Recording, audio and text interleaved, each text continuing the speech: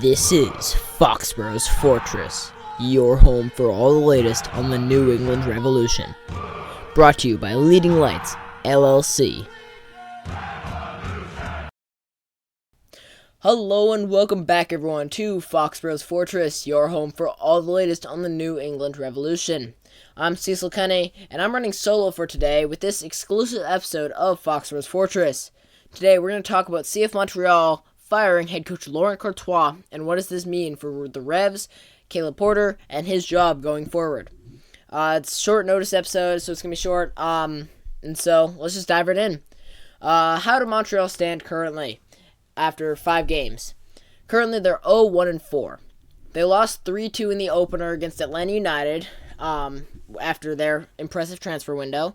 They lost 1-0 to a Kelvin Yeboah-led Minnesota United, and then they lost 2-0 to one of MLS's biggest surprises in Vancouver Whitecaps.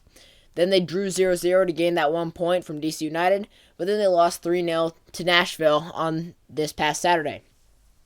Those 2 goals, like I mentioned in the opener, are the only 2 goals that they've scored this season. Owusu and Saliba scored those.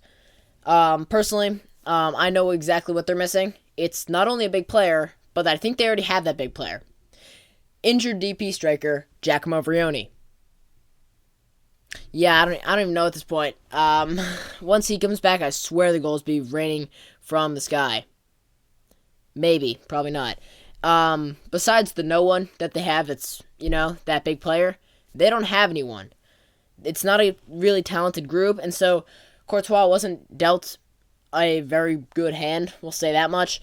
And now he's kind of paid the price of that. I'm a Revs fan, and I don't dive too much into CF Montreal. We will when we talk about when the Revs play them, but until then, I haven't dove deep into Montreal and how their transfer window went, but I know they don't have a really talented group.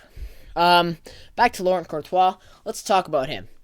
12 wins, 12 draws, 21 losses in his 2 seasons with Montreal. Last year, he brought them to the wildcard game, finishing 8th in the East. He also ensured that they got Leagues Cup this year. That's really impressive, being completely honest. That it's a very similar team to last year, and getting to that wildcard game and then Leagues Cup. That's pretty impressive. Obviously, the 12 wins, 12 draws, 21 losses is not the greatest. But, hey, if it gets you Leagues Cup and if it gets you 8th in the East, I know a lot of Revs fans that would take that, including myself. Yeah, but just wasn't really dealt a great hand of players and not a really talented group. So he was given a difficult task. Let's shift gears to what this means for the Revs and Caleb Porter. So let's talk about that. Montreal, like I mentioned, finished 8th in the East. Not a horrible position. They got a playoff spot. They got Leagues Cup. But they didn't give Courtois much time. He had that season, and then he had 5 games of this season. Sure, he only got 1 point, but like I mentioned, not a hugely talented group that he was dealt. And I didn't see much movement in the transfer window other than Giacomo Vrioni. I wouldn't say he's the greatest DP, but, the Revs got to move on from him. Not like we did anything with that DP spot. I don't know what we're doing still. That was kind of not the greatest. Wish we did something there. Continuing on, though. It's a similar group of players that he took from 8th in the East and now is not very good, bottom-ish of the East. It's a similar group. And if we're going to talk about Porter in this case, after this, he can't have much time left. It's just not possible. With Montreal letting go of Courtois, who guided them to 8th in the East last year, 12 points above the Revs. Let's start there. And they're willing to dismiss him after a poor start of the season when they didn't do too much in the transfer window, to my knowledge. That is bad.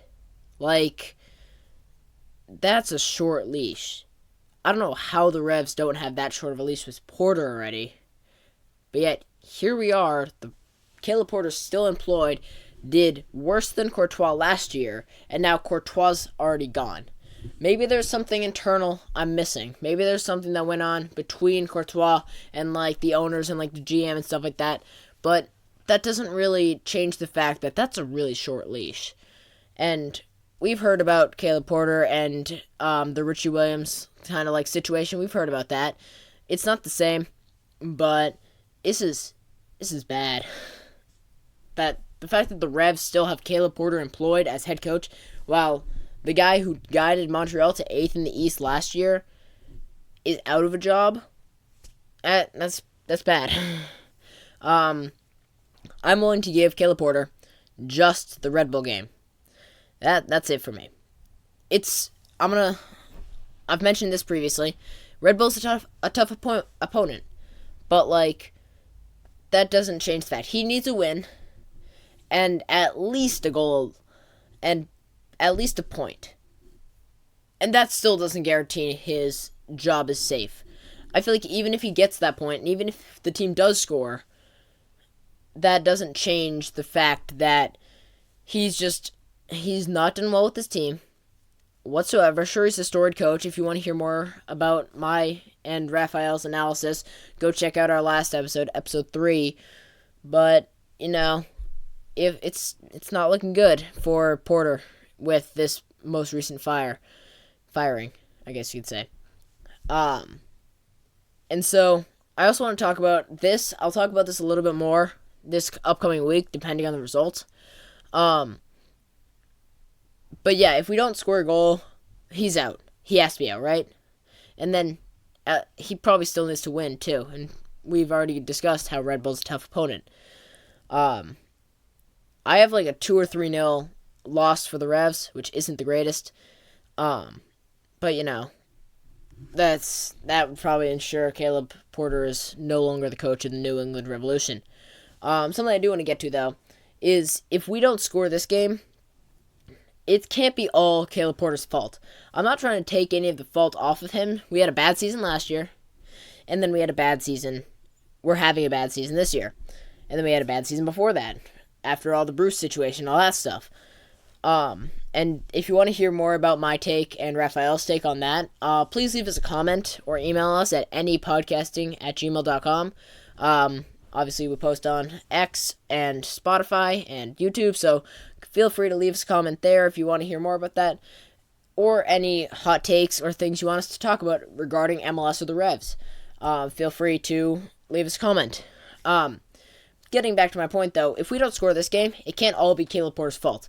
He's not the one playing the game. It is the players who are playing the game. Yes, I get that our strikers aren't the greatest and that Campana's injured.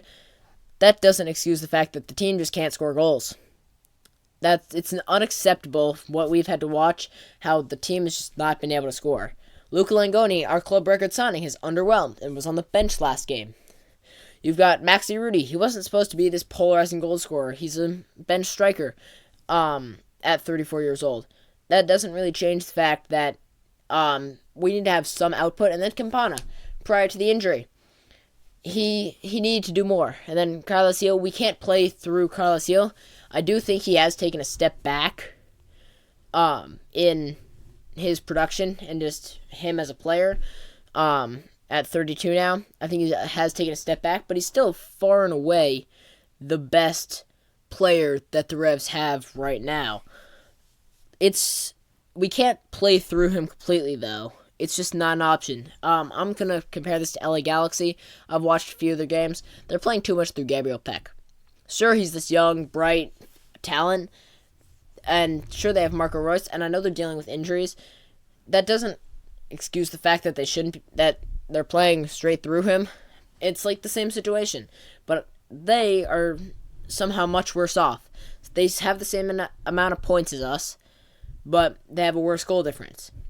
And that's kind of a result of our defense being very good. But, man, the Revs need to score this match. And it can't all be Caleb Porter's fault if we don't score, because he's not the one kicking the soccer ball on the pitch for 90 minutes. He's not the one. He's the coach. He is directing the team. Maybe it's his fault for poorly coaching this team. But that doesn't excuse the fact. And with all of this, the Revs and Montreal are two very similar teams, both 1 point, and either 3 or 4 losses. The Revs have just played one fewer game. Montreal has scored 2 more goals than the Revs have, because I'm not counting the own goal here, because we didn't score that.